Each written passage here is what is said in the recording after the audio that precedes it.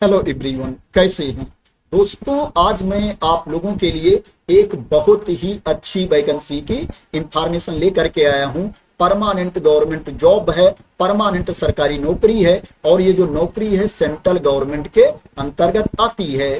दोस्तों, इसमें जो सिलेक्शन का प्रोसेस है बहुत ही आसान सिलेक्शन का प्रोसेस है। सिंगल एग्जाम के बेसिस पर कैंडिडेट का सिलेक्शन किया जाएगा। एक ही पेपर के बेसिस पर अभ्यर्थियों का चयन कर लिया जाएगा। दोस्तों, इसमें जो पेपर होगा, एग्जाम होगा, उसमें नेगेटिव मार्किंग भी नहीं होगी। अगर आप किसी प्रश्न का गलत उत्तर देते हो तो उसके लिए आपके कोई अंक नहीं काटे जाएंगे। आप परीक्षा में तुक्का भी लगा सकते हो। वैसे आप लोग तैयारी करके जाना, लेकिन अगर आप तुक्का लगाते हो तो उसके लिए भी आपके कोई अंक नहीं काटे जाएंगे। दोस्तों, इसमें आपको फीस भी बहुत ज्यादा नहीं पे करनी है। दोस्तों, बहुत सारी वैकेंसीज में आप लोगों को 400 रुपए 500 रुपए फीस पे करना पड़ता है और किसी किसी वैकेंसी में आप लोगों को 700-800 रुपए भी फीस पे करना पड़ता है। लेकिन दोस्तों, इसमें आपको मात्र 200 रुपए फीस पे करना है। वो भी सभी कैटेगरी के कैंडिडेट को फीस नहीं पे करना है। कुछ ही कैटेगरी के कैंडिडेट को फीस पे करना है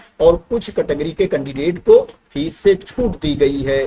दोस्तों, बात करें ये वैकेंसी कहां पर निकली है, तो दोस्तों ये जो वैकेंसी निकली है ऑयल इंडिया लिमिटेड के अंतर्गत ये वैकेंसी निकली है। दोस्तों, ये जो ऑयल इंडिया लिमिटेड है ये महारत्ना पब्लिक सेक्टर अंडरटेकिंग है। ये ministry of petroleum and natural gas के अंतर्गत आती है ये कंपनी। दोस्तों, ये भारत सरकार का एक उपक्रम है और महारत्ना कंपनी है। जो वैकेंसी आई है दोस्तों वो जूनियर ऑफिस असिस्टेंट के पोस्ट पर वैकेंसी आई है। जूनियर ऑफिस असिस्टेंट का पद है। दोस्तों, एप्लीकेशन की लास्ट डेट की बात करें तो 8 सितंबर 2025 एप्लीकेशन की लास्ट डेट है। 8 सितंबर 2025 तक आप इसमें ऑनलाइन मोड में अप्लाई कर सकते हैं। बात करें इसके लिए आपके पास क्वालिफिकेशन क्या होना चाहिए, तो दोस्तों आपको 12वीं पास होना चाहिए। 12th की सर्टिफिकेट आपके पास होनी चाहिए और दोस्तों 6 मंथ का आपने कंप्यूटर कोर्स भी कर रखा हो। आपके पास 6 महीने का कंप्यूटर कोर्स होना चाहिए या आपके पास डिप्लोमा होना चाहिए कंप्यूटर में,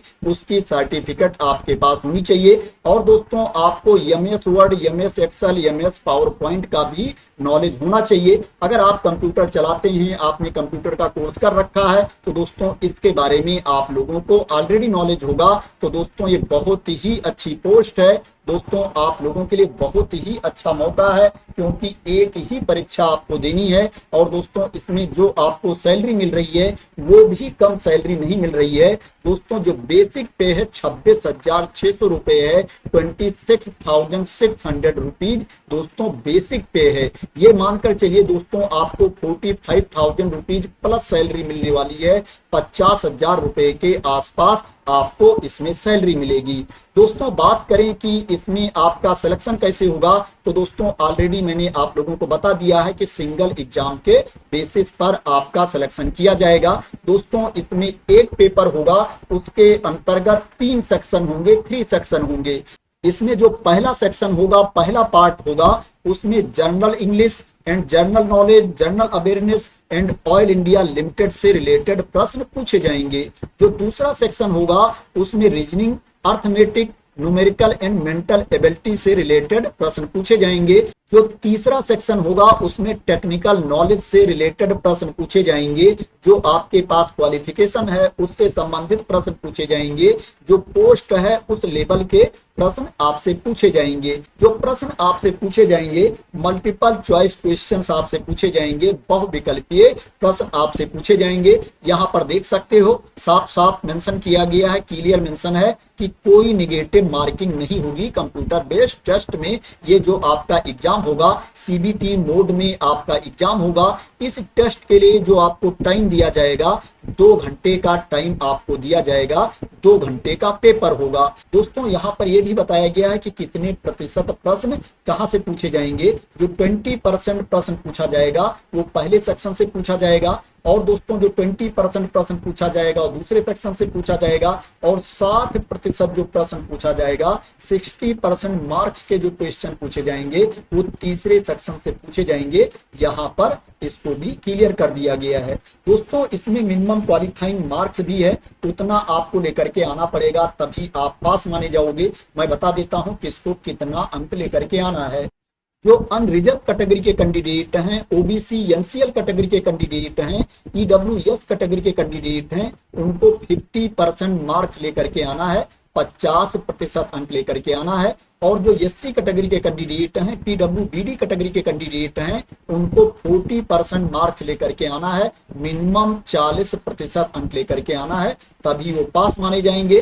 दोस्तों जो मेरिट लिस्ट तैयार की जाएगी, रिटन टेस्ट में जो कैंडिडेट को मार्क्स मिलेंगे, अंक मिलेंगे, उसी के बेसिस पर मेरिट लिस्ट तैयार की जाएगी और कैंडिडेट का सिलेक्शन किया जाएगा। तो दोस्तों ये एग्जाम पैटर्न के बारे में, सिलेक्शन प्रोसेस के बारे में इंफॉर्मेशन थी। बात करें दोस्तों इसमें आपकी एज कितनी होनी चाहिए, कितनी उम्र तक के अभ्यर्थी अप्लाई कर सकते हैं, तो दोस्तों इसमें जो मिनिमम एज लिमिट है 18 ईयर्स है, न्यूनतम उम्र सीमा 18 साल है, और जो मैक्सिमम एज लिमिट है, अधिकतम उम्र सीमा है, वो 30 साल है, 30 ईयर्स है जनरल कैटेगरी के कैंडिडेट के लिए। और जो एससी कैटेगरी के कैंडिडेट हैं उनके लिए जो अपर एज लिमिट है 35 ईयर्स है, 35 साल है, और जो एसटी कैटेगरी के कैंडिडेट हैं उनके लिए जो अपर एज लिमिट है वो 30 ही साल है, क्योंकि दोस्तों इसमें एसटी कैटेगरी के कैंडिडेट के लिए अलग से वैकेंसी नहीं है, उनके लिए रिजर्व पोस्ट नहीं है।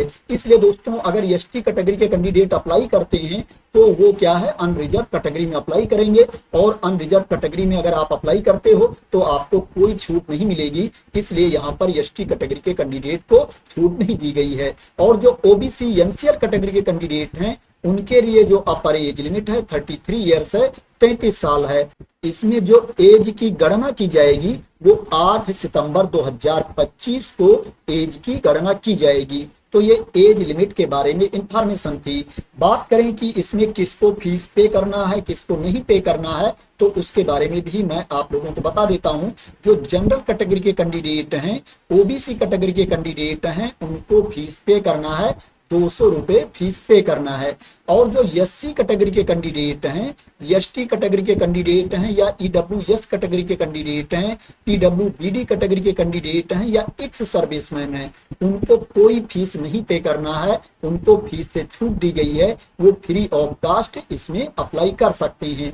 अब बात करें कि इसमें नंबर ऑफ पोस्ट कितनी है जिनके लिए एप्लीकेशन इनवाइट किया गया है, तो दोस्तों इसमें बहुत ज्यादा पोस्ट नहीं है, पोस्ट तो काफी अच्छी है, लेकिन इसमें जो टोटल नंबर ऑफ वैकेंसीज है वो 10 है, 10 पद हैं जिनके लिए एप्लीकेशन इनवाइट किया गया है।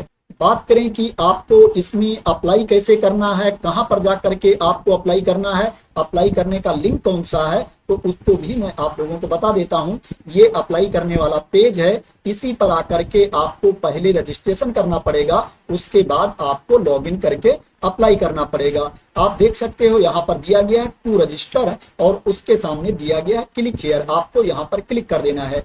जैसे ही इसके ऊपर आप क्लिक करेंगे आपके सामने रजिस्ट्रेशन वाला पेज ओपन होकर के आ जाएगा। जो जो डिटेल्स यहाँ पर मांग रहा है फिल करके आपको अपना रजिस्ट्रेशन कंप्लीट कर लेना है। जब आपका रजिस्ट्रेशन कंप्लीट हो जाएगा तो आपको लॉगिन करके इसमें अप्लाई करना है। अगर आप विज्ञापन देखना चाहते हैं तो यहाँ पर एडवर्टाइजमेंट भी दिया गया है, अगर इसके ऊपर आप क्लिक कर देंगे तो यहाँ पर एडवर्टाइजमेंट ओपन होकर के आ जाएगा, जिसमें वैकेंसी के बारे में इंफॉर्मेशन दी गई है, आपका सिलेक्शन कैसे होगा, फीस कितनी पे करनी है, उसके बारे में इंफॉर्मेशन दी गई है। तो दोस्तों ये ऑयल इंडिया लिमिटेड के अंतर्गत वैकेंसी निकली है। दोस्तों जो पोस्ट है जूनियर ऑफिस असिस्टेंट की पोस्ट है। आशा करते हैं दोस्तों आपको इस वैकेंसी के बारे में क्लियरिटी मिल गई होगी और आप लोग मेरे द्वारा दी गई इंफॉर्मेशन से सेटिस्फाई होंगे। दोस्तों अगर आपको इस वैकेंसी के बारे में क्लियरिटी मिल गई हो और इसी तरह की इंपॉर्टेंट अपडेट चाहते हैं, इंफॉर्मेशन चाहते हैं, वैकेंसी की न्यूज चाहते हैं, तो आप लोग मेरे चैनल को सब्सक्राइब कर लेना अगर अभी तक सब्सक्राइब ना किया हो। और दोस्तों अगर आप लोगों को लगता है कि मैंने क्लियर इंफॉर्मेशन दी है, सही इंफॉर्मेशन दी है, तो इस वीडियो को लाइक और शेयर भी कर देना। तो थैंक यू सो मच दोस्तों फॉर वॉचिंग।